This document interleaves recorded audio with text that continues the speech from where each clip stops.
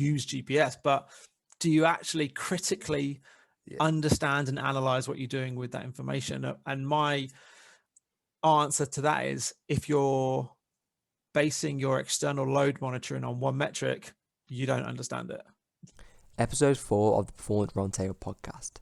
This episode is the first of the Ask a Researcher series. In this series, we discuss the up-and-coming research with the purpose to provoke and inspire other researchers and practitioners to delve deeper into their own understanding of these topics.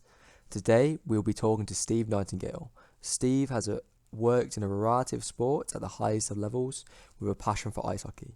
Regardless of the sport you coach, the use of GPS is becoming more entwined into the decision-making process than ever. But are you using it effectively?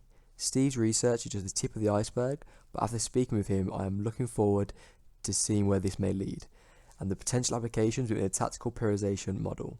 So with that being said, let's begin. So hello, Steve, and welcome to the podcast. How you doing, man? I'm good, you?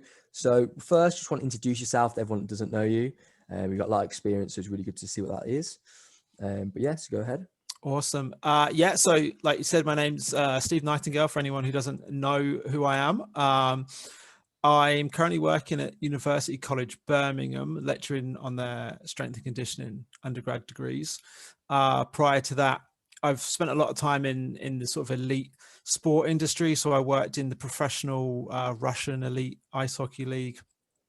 Before that, I was at the Chinese Olympic Committee, ran a project for them as an assistant director of sports performance, and did a couple of gigs of S&C out there. Got to work with their short track speed skating up to the Olympics and stuff. So yeah, a kind of a mixed bag, I guess, of lecturing experience and S&C stuff. That's good. Yes, so you're kind of the snow wizard. The ice wizard, sorry, not snow. Yeah. That's great. So you're currently doing some research. That's why you're on the podcast today. So do you want to outline your study? Sure. Yeah. So it's a PhD in applied sport and exercise science through the University of Gloucestershire. My supervisors are John Hughes, Craig Pfeiffer, and Mark de Stee-Croy. And the overriding theme, you could say, is external load monitoring, specific to professional ice hockey, although it kind of goes off on a few tangents as you go through, as you're aware with PhD studies. Yes, that's great. So that's sort of the outline, the main sort of body of work. So do you want to talk about the current sort of research you're going towards with sort of the load management? Yeah, sure. So I guess it kind of breaks down nicely into a couple of different areas. And firstly, I got interested in this idea of fixture congestion. When you look at sort of Premier League football, for example, teams will play 38 games in the league. Depending on how successful that club is, they might play up to 60 games in a season. That's over about 10 months. And that's about a game, 1.5 games a week. Those big clubs who play in that huge amount of games have a big squad, and they do a lot of squad rotation. So players aren't actually playing 60 games in a season. As you said, a lot of my work's been in pro ice hockey. So I've worked in the KHL. In the KHL, they play 62 games over 6 months. It's 3 games a week. The NHL, they play 82 games over 8 months. Again, it's 3 games a week. So I got interested in this idea of what is fixture congestion? What effects does fixture congestion have? And how is that related to a sport where basically your entire season is fixture congestion? You can add into those games like NHL, KHL, they travel huge amounts and they have time zone changes, right? So you can imagine that these guys are just fatigued all the time, and then what impact and what effect does that have on their ability to perform? So started off looking at fixture congestion. The problem with that is, firstly, all of the studies are in football. There's literally no literature out there. I think I've read one study about rugby. There's one study about rugby I have to read. but everything else is in football. Yeah. And so their idea of fixture congestion is fairly narrow-minded, if that makes sense, because they're based on this idea of, well, we're a sport that plays once a week, but there's all these sports, NHL, MLB, the NBA, they don't play once a week. So there's lots and lots of sports out there who play multiple games a week, and that's just completely normal for them. The stuff looking in football that I've found, particularly, they look at short-term fixture congestion. So that might be playing 3 games in 7 days, or they look at longer term, which was like, I think the worst was 8 games in 26 days. In our season last year in the KHL, every single week was more loaded than that, if you want. Yeah. So even their fixture congestion is not what our season looks like. So there's this huge kind of disparity about what is fixture congestion in the first place. Lots of difference in the methodologies in those football studies. They tend to look at total distance in the match, or they might look at sprint distance or time spent in different intensity zones, but all of the studies completely widely vary. Some of them just look at the congested fixture. Some of them look at comparisons between a non-congested period. There's loads. Like I said, ice hockey specifically, because that's what I'm looking at, they have it's not, you can't even class it as a fixture congestion. It's a high density or a fixture dense schedule, if you want to call it that. Like I said, you're playing 3 games a week for 6 to 8 months. So firstly, I'm interested in looking in what does that do to a team. How does that look over the course of a season? It's not been done not specifically like that before. It's never kind of been talked about like that. So just again, straight off into a tangent about the sort of background into it, but that's where we're at. And then we get into this idea of load, external load, and what is external load. And this is where I've got really, really interested in this, drawing off of literature and a lot of work from some great practitioners in the field, like Adam Owen, who's just done phenomenal work, and Jack Sharkey is another one who's done some really cool work over at Aston Villa. So drilling down into what they've sort of come up with has led me into this idea of what they call multimechanical modeling. So when you think about external load, and kind of traditionally we talk about football because that's where you see external load a lot of the time. Every club nowadays seems to have GPS units, and they track some kind of external load. The problem is, as I see it, is they are always using one metric of that to talk about external load. So it's kind of like, well, total distance or sprint distance or number of sprints. They're picking one and using that as like this coverall effect of external load. And when you think about that, those metrics are going to have huge differences throughout a match. So some are probably going to be linked. For example, number of sprints and sprint distance. Okay, those 2 variables are probably going to be correlated. It would make sense. But look at something like total distance in a match and number of accelerations and decelerations, that might not be linked at all. So which metric are you going to use? Do you want to use total distance? Do you want to use accels and decels? Like, which one of those is the most important to you, and how can you suggest that external load can be narrowed down just into one metric? So that was kind of this thought process I was having, and I stumbled across I think maybe it's on YouTube. Jack Sharkey does a 15-minute presentation about multimechanical modeling. That led me into looking at some of Adam Owen's work, and it's this idea of picking out half a dozen, let's say, external metrics from the catapult data and combining them into one metric. So you've now got like a holistic measure of external load, but it's in one number. And that to me it was kind of a bit of a light bulb went off in my head. And the more you read about it, everyone talks about how complicated sports are, how complex they are, how multifaceted they are. And you just think, well, hang on a second, why on earth am I just using one metric to report load then? So that was kind of took me on from there.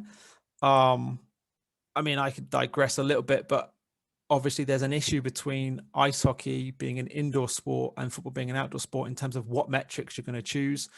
You can't use GPS in an indoor sport.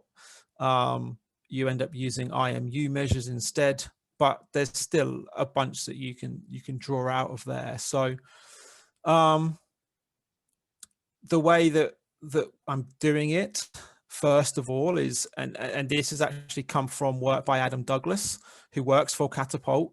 He's a sports scientist, works for Catapult in North America, and he's the high performance manager for Hockey Canada. So when it comes to sort of ice hockey, strength and conditioning, he's pretty much up there with the best.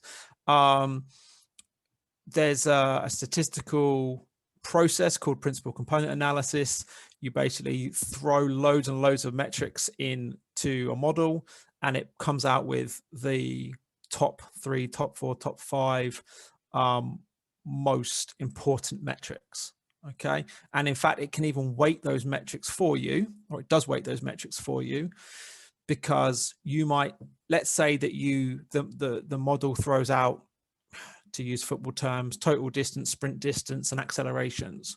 That model will then tell you how much of each of those contributes to what you would see load being. Okay. So again, it basically requires a bit of a fancy Excel spreadsheet, but put this you get your data from Catapult, put it into Excel, bit of wizardry, and then you get a single number coming out at the end of it.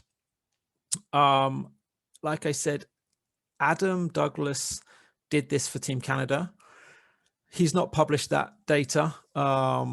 He might later down the line, but I don't think he's going to. He and I are very good friends. We've worked together in the past on things, but my take on that is that needs to be done specific to the team that you're in. So for example, if you think about Adam's example, he works for Team Canada at a World Championships. They are one of the 2 best teams in the world. Okay. They're going to get gold or silver. There isn't really much of a question about that.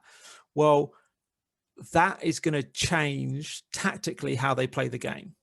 Okay. So a principal component analysis might highlight metrics for them because of the way that they play that are different for a team who are bottom of the league, who are not, who are facing very different challenges. So I think PCAs should be done individually in that team if you want to make it work. You could draw off other people's data, but I'm not sure that it's going to be particularly accurate to you.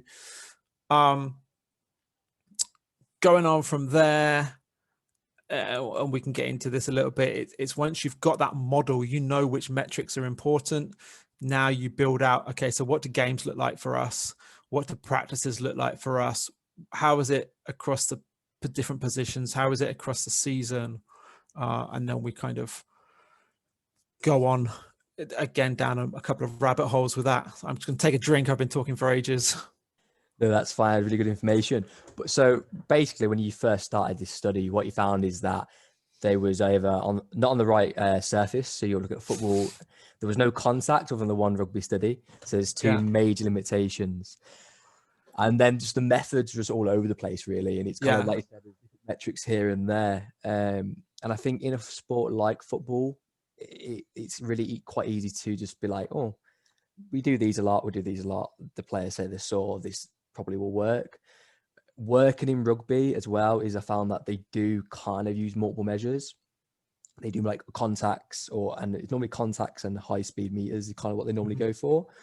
But still, I think there is, like you said, is if you have, say, high contacts but low high speed meters, which one do you listen to?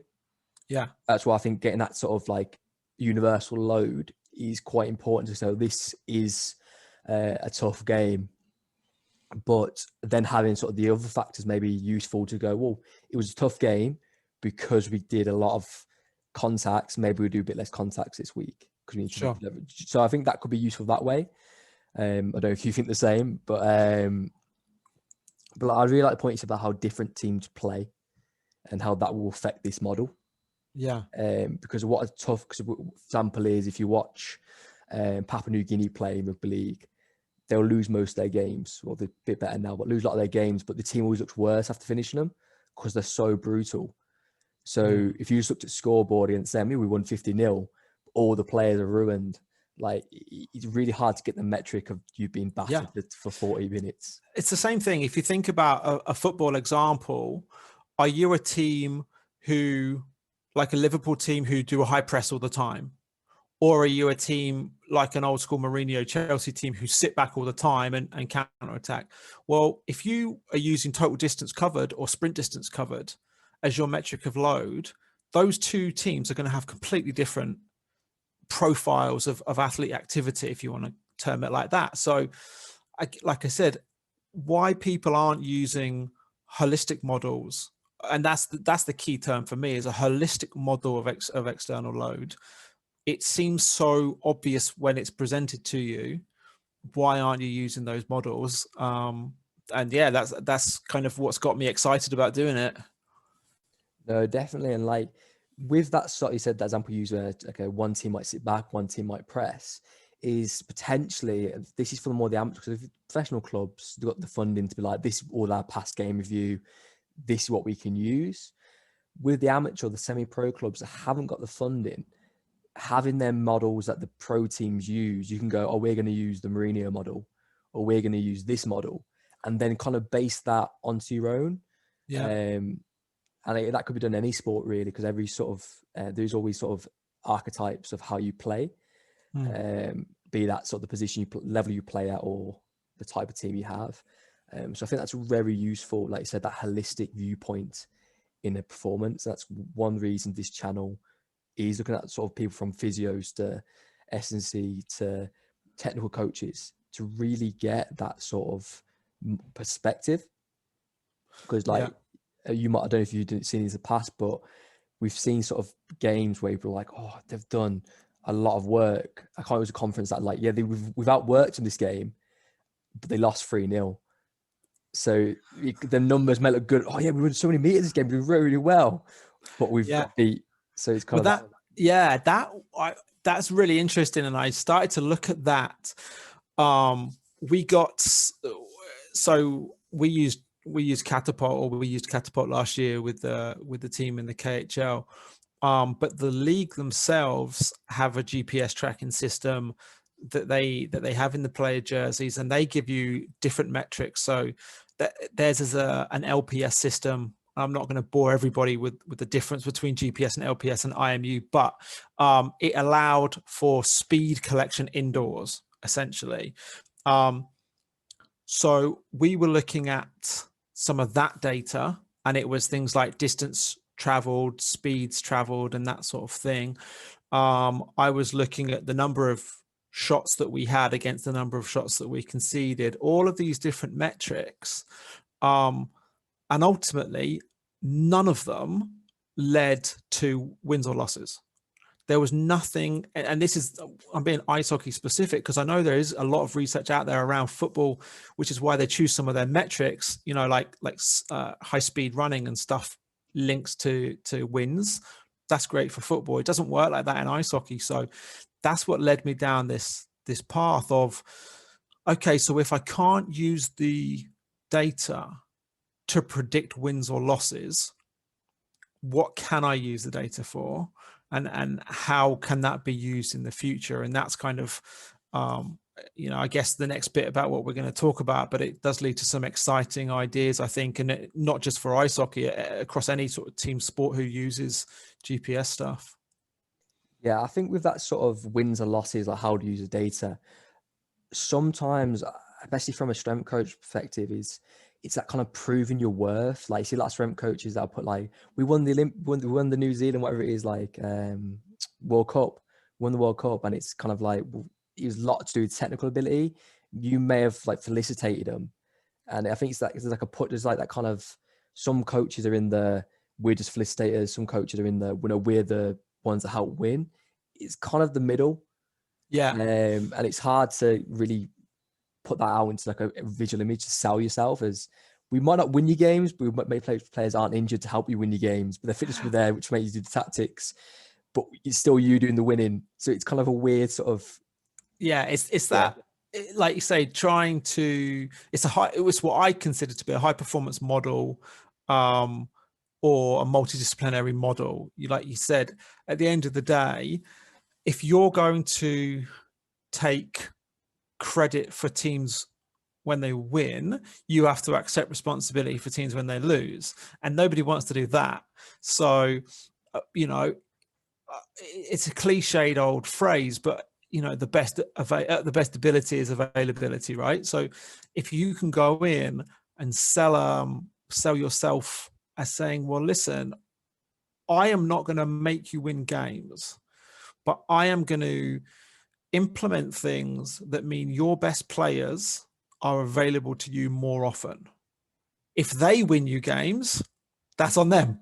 But this is as much as I can do. I can't get on the ice and play the game and win the game for you, but I can put your best players on the ice more often, and hopefully that's going to be successful. So that's the way I like to look at things anyway.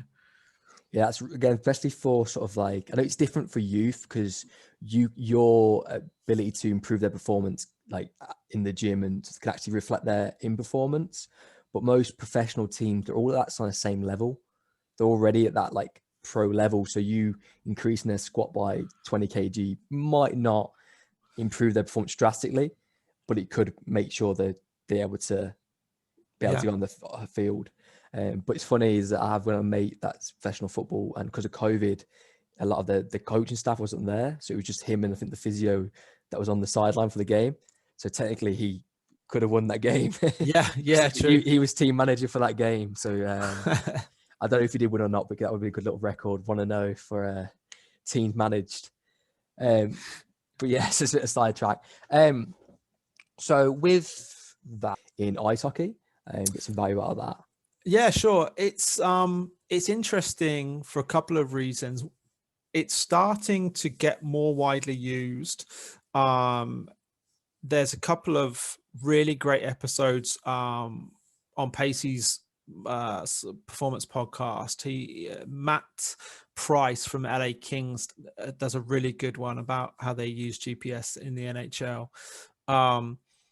and he kind of makes that point that it's fairly new. I had a call with a strength coach, or I think he's the high performance director of an NHL team. Just took the role on a couple of weeks ago. Gave me a call and said, "Hey, we've just got GPS. Let's have a chat." So it's not as ingrained as you would see in something like football or rugby in this country. It's still fairly new. I think at the minute, there's probably only half of the clubs in the NHL actually have access to it. On top of that, they have restrictions on when they can use that. So they can collect anything in practices, but they can't collect any game data. There's a collective bargaining agreement within the league about players' data and whether it's, private or personal property or whatever. So they can't collect game data. So that becomes quite tricky because one of the things that where I see it can go, and again, we'll sort of talk about how it can be used, is putting practices in the context of a game. And of course, you need to know what's happening in a game before you can have that context. So that is quite challenging. And I know that there are a couple of NHL clubs who use their minor league affiliates where they can wear GPS in games and they take data from there. But, again, that's fine if you're one of the best teams in the league in the NHL and your affiliate is one of the best teams in their league and that you play a similar style. But as soon as your styles change or something like that, again, you've got to question the validity of that sort of PCA model that you're getting out there. So it is tough. And like I said, it's it's getting used a bit more widely. In the KHL, I was the only person using it last year. There was nobody else using it. I think I certainly had a chat with one other strength coach at a club who I think might have got it this year. So if at all, there's one or two clubs in the KHL using it. So it's not used at all. It's very new. So I think people are still figuring out exactly what they can do with it. Things like heart rate's been around for so long, and that's such a common internal metric. But externally, guys are really struggling to get to grips with what it means. I think just takes time. That's all. Yeah, like I said, it's really hard to tactically periodize if you've got no idea how that looks like, really. And as like I said, even if they are the affiliate teams, they're going to be a level below. Even if they're like the same play style, it won't be the same. Like if you look at rugby sort of data, you can see there's big differences between the levels, so how many meters they even move. Just for someone that's not on ice hockey sort of head or anything like that, how different would say the Russian league be to the NHL? Yeah, that's a great question.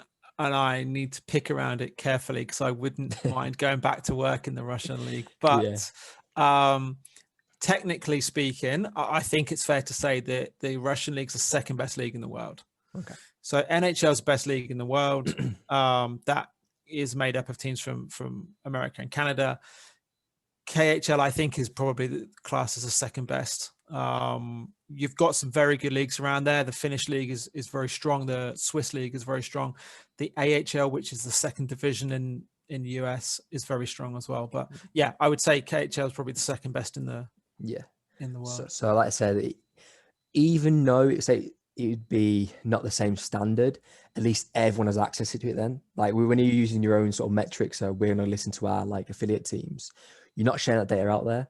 Yeah. So it's really hard to then be like, well, we know this, this, and this because of these. You got all the same sort of metrics. It's kind of like, well, we know this, they don't know this. Like, it's really hard to look at a sort of holistic view.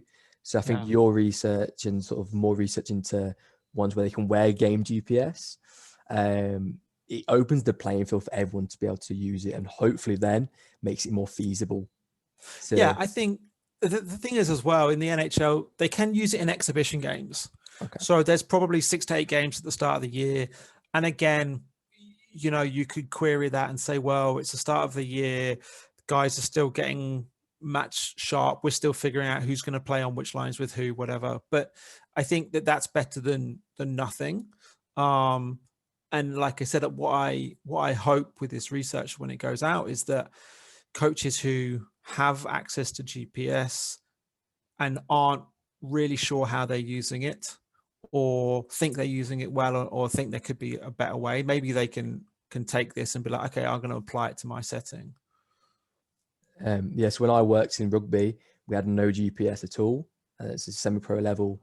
I had to kind of base my meters off the research, and then I was lucky enough to some of our players play for another team that used GPS.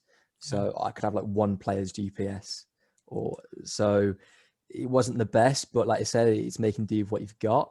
Yeah, it's so hard because, like, even if you like, GPS is expensive to buy, right? A catbot system's expensive for anyone, and the problem you get there is clubs want like immediate return on their investment, but realistically, in this method that I want to use it in, you need a good chunk of game data. Again, like just one match isn't, you know, you've got a sample of one. It's not going to lead to being particularly valid or reliable. So the more matches that you have, the more sort of contextual your game data is, because you'll have played games where you've won, you'll play games where you've lost, you'll have played against the best, you'll have played against the worst.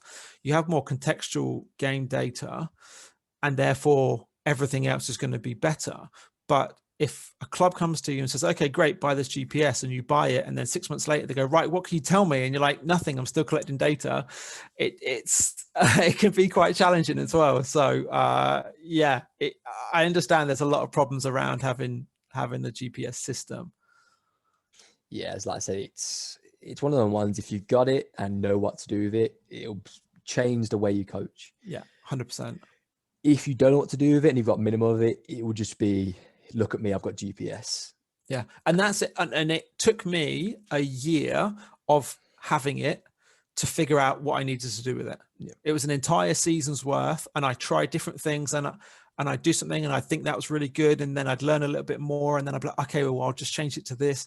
And this process of starting my PhD was after a year of having GPS and playing around with it, because it takes you so long to really understand. Like, you can have GPS and you can use GPS, but do you actually critically understand and analyze what you're doing with that information? And my answer to that is, if you're basing your external load monitoring on one metric, you don't understand it.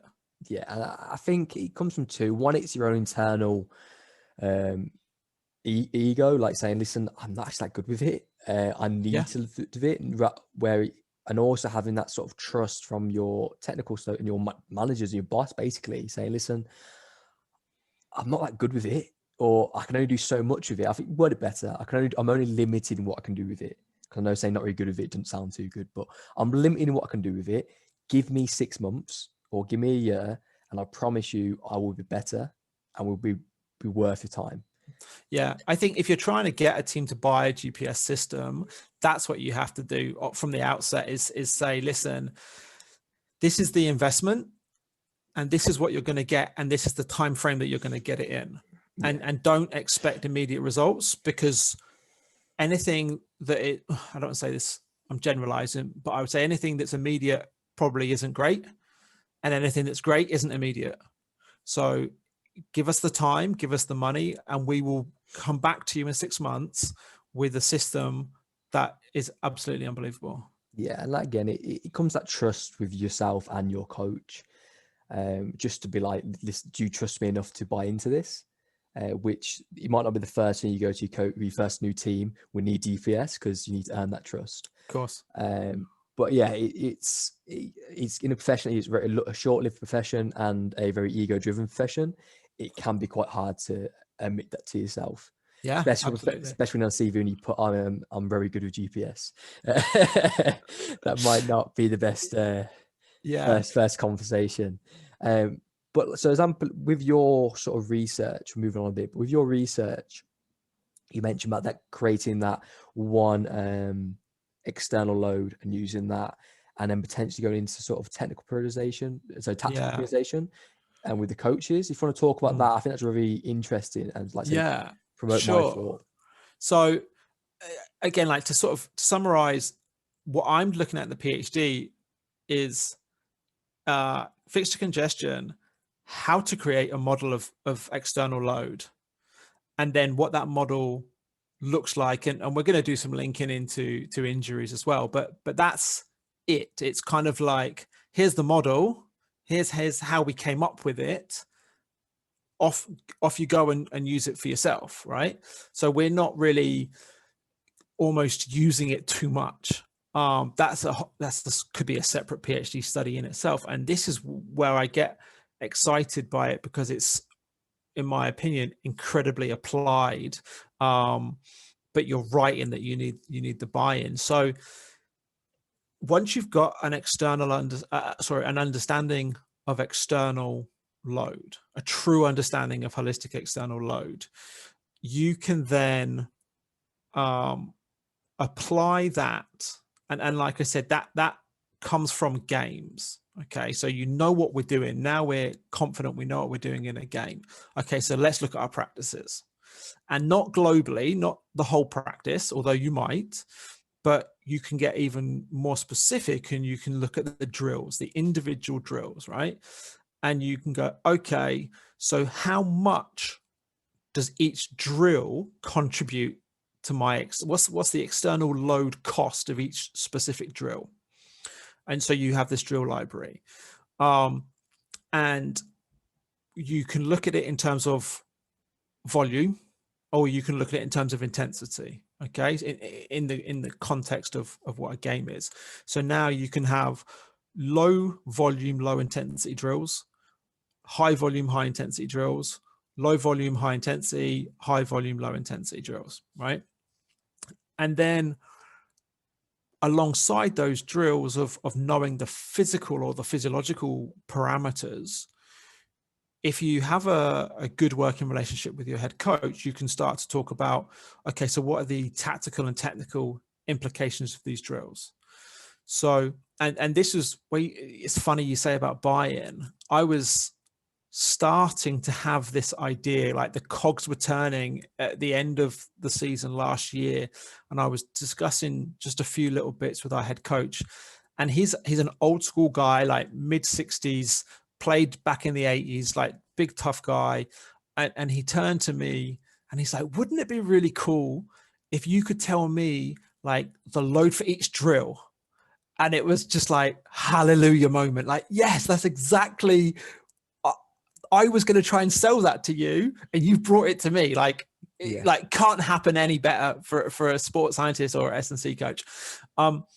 So what you end up with is this drill library of the load implications of a drill and the technical or tactical emphasis of that drill, so that then you can sit with a head coach and plan subsequent sessions, and that coach is going to come to you and say, right, I want X focus, right? On the tactical side of it, and you're from the sort of sports science or strength and conditioning side, you're thinking, okay, well, I want X amount of load and I want X amount of intensity. So let's say you've got this whole drill library and you go, right, well, I know that we want a low load, high intensity practice.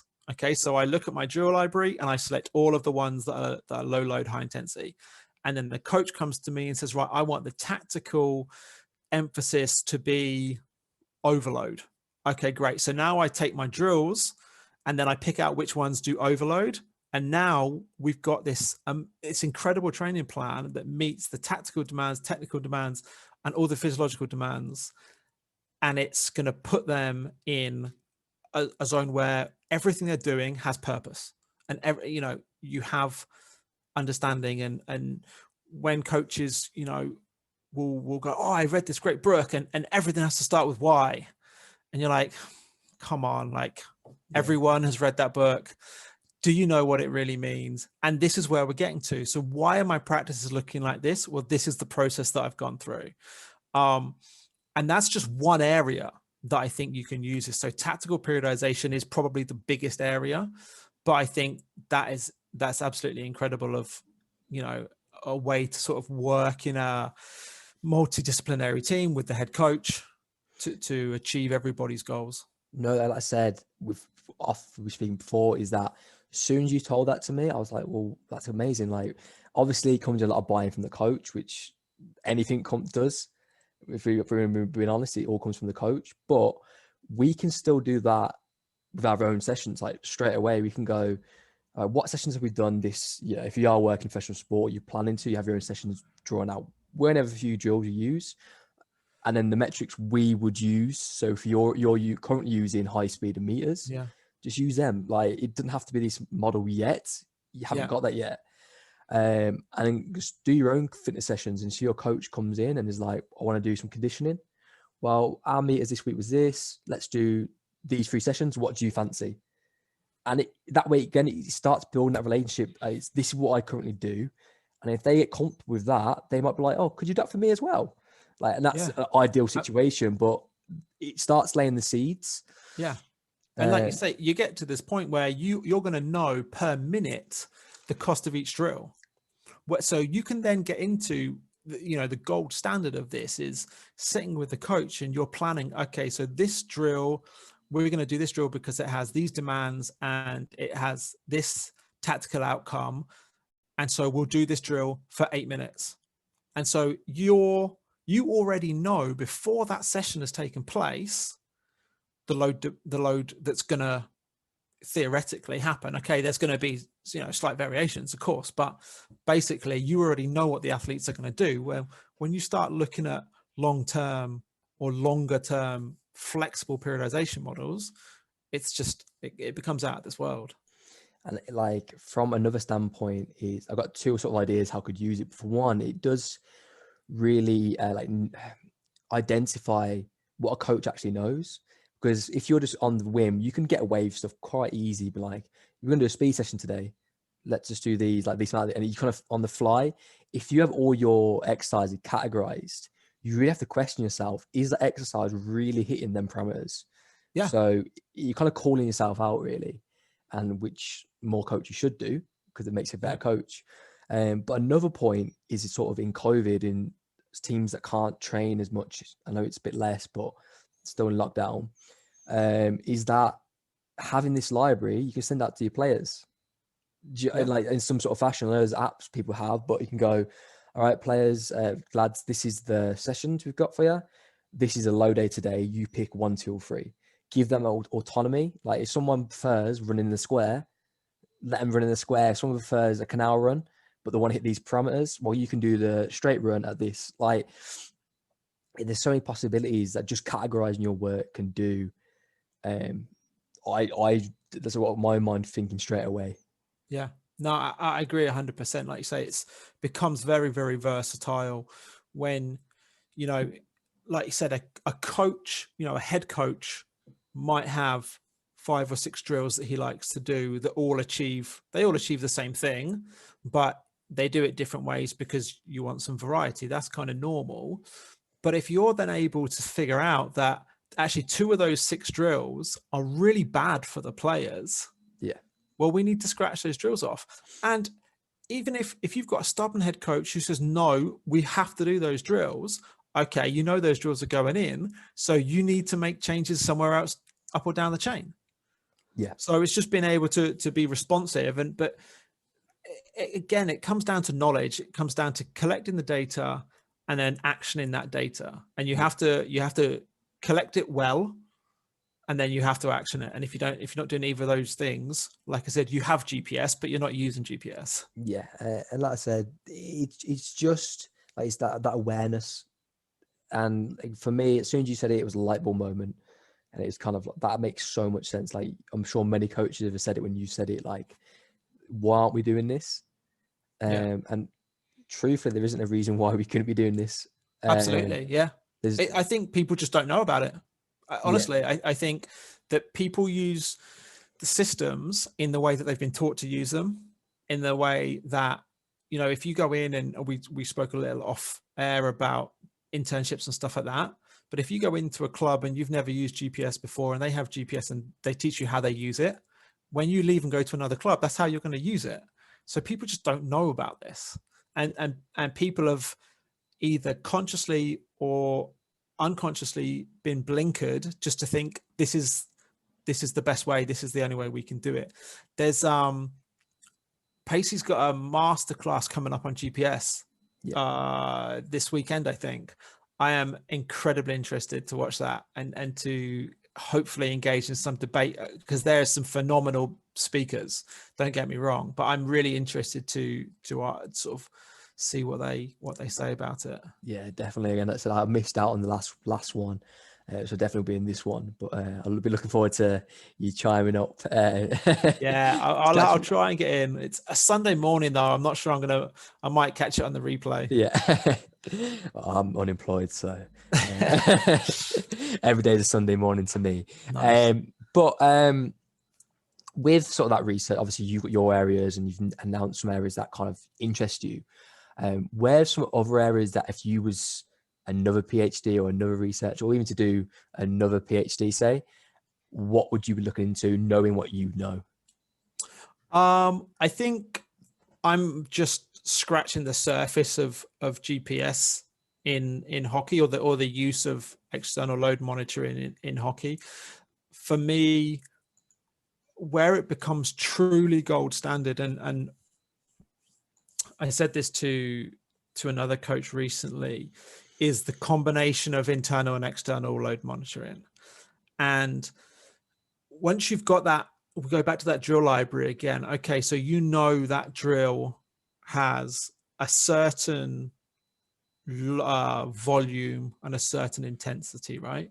And if we think back to Anatomy 101, heart rate responses to exercise generally are pretty consistent. If you start to exercise a little bit, your heart rate goes up a little bit. If you start to exercise a lot, your heart rate goes up a lot. So what we can start to do, or what we could start to do, is, again, it's this element of flexible tactical periodization where, okay, so either as a team or as an individual, we look at your internal responses to the external load that's applied to you. And theoretically, if you're doing a low load, low intensity, or low volume, low intensity drill, you should have a low heart rate response. If you're doing a high volume, high intensity drill, you should have a high heart rate response. Well, 9 times out of 10, that's what you're going to see.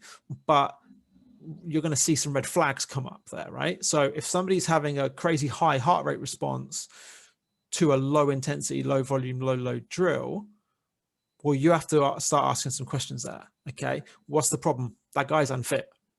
And that's pretty much going to be the answer. If you have a high intensity, high load, high volume drill, but you're not seeing a high heart rate response, that starts to throw you into this world of, okay, are they overtrained? Is their body unable to give the response that it needs to give? So you can start picking out untrained or overtrained individuals through that combination of internal and external load. I think that's one area that I'd love to push it through to. The other area is return to play programs.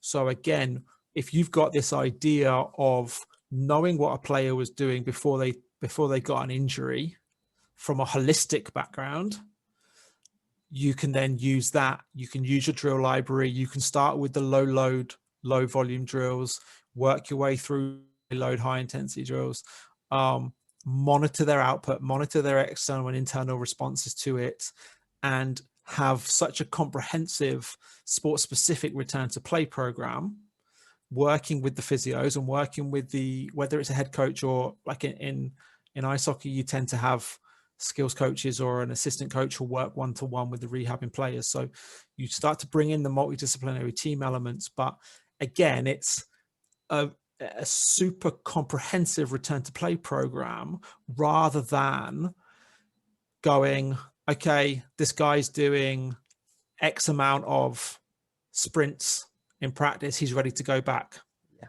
Okay, but what do we know about his change of directions? What do we know about his cutting and his decelerations? Like, you don't know anything because you've just used this one metric. So yeah, those two areas for me, it would be where I'd go with it. And I think that what you said there reflects really well to one of your podcasts you did just on your own channel, the Tim one. And he said about how that player that was the fittest in the league, but wasn't that good on fitness tests. Yeah. It could potentially, if he's like heart rate, he's not actually that, where it is the tests aren't replicating the game.